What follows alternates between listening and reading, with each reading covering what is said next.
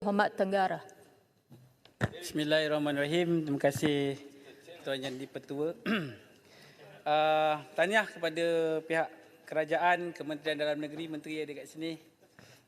Usaha meminda perlembagaan dan saya yakin terpaksa melalui pelbagai perbincangan, mengambil maklum balas pelbagai pihak berkepentingan, masyarakat sivil, suakam, pakar perlembagaan bagi menambah baik kaedah pemberian taraf kewarganegaraan.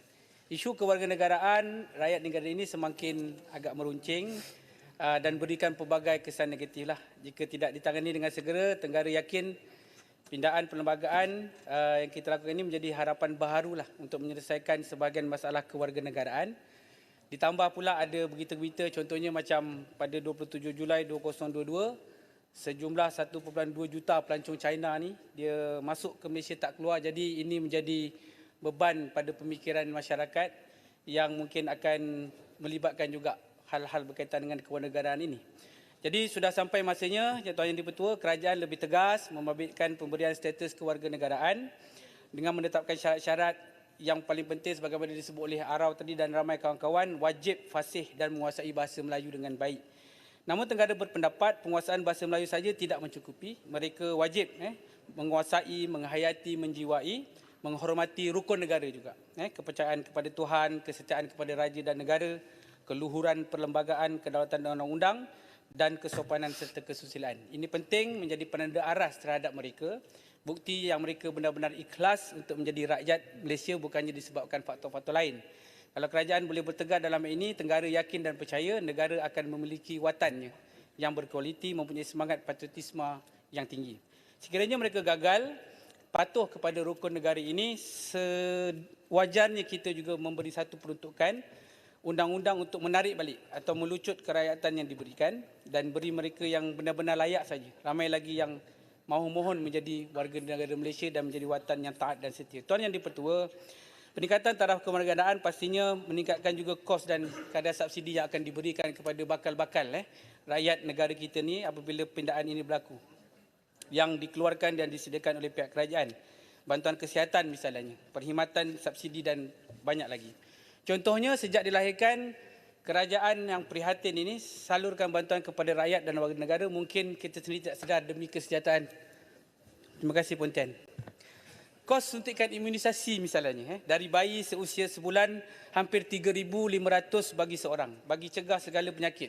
Contohnya seperti tuberculosis, hepatitis B, diphtheria, tetanus, batuk kokol, pertusis, polio, jangkitan akibat influenza B, campak, beguk, rubella dan sebagainya lah. Penyakit-penyakit pneumokokal invasif dan kanser yang disebabkan oleh jangkitan human papilloma virus HPV. Kesemua vaksin ini disediakan secara percuma di fasiliti kesihatan Kementerian Kesihatan. Semua kanak-kanak warga negara dari lahir sehingga mencapai umur 15 tahun. Bila tiba prasekolah, kerajaan bantu lagi dengan tubuh tabika, tadika kemas dan perpaduan.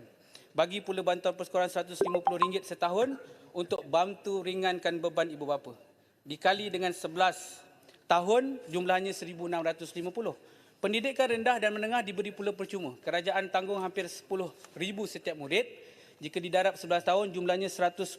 Bila anak sekolah, automatik tolak cukai ibu bapa sampai ada yang tak perlu bayar pun. Kalau nak disenaraikan memang panjang. Jika kita nak bandingkan pula sekolah kerajaan dan antarabangsa, yuran seorang pelajar sekolah antarabangsa boleh cecah sehingga 50,000 setahun. Jika ambil pula Civil International Baccalaureate IB, macam sekolah IGB, boleh sampai RM150,000 setahun. Tuan Yang di-Pertua, kalau didarab, tambak, tolak bahagi semua ni, menteri pun ada kat sini, hingga anak cecah umur 18 tahun, kerajaan belanja sehingga RM150,000 untuk seorang kanak-kanak rakyat Malaysia.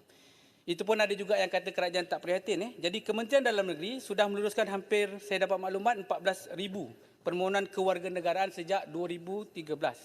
Paling banyak melibatkan permohonan kanak-kanak tidak sah taraf, anak jagaan dan anak angkat. Boleh kita bayangkan, terdapat sebanyak 14,000 orang kanak-kanak, jumlah subsidi bantuan yang ditanggung oleh kerajaan mencecah hampir 2.1 bilion. Jadi kita perlu lebih teliti dengan membuat keputusan hal-hal berkaitan dengan kewarganegaraan ni, Tuan Yang di-Pertua, agar tidak merugikan negara dan kita bimbang ada yang akan mengambil kesempatan mengandangguk di air yang keruh untuk menjadi warga negara di negara kita. Jadi itu sajalah Tuan Yang di-Pertua, Tenggara mohon menyokong. Sekian, terima kasih.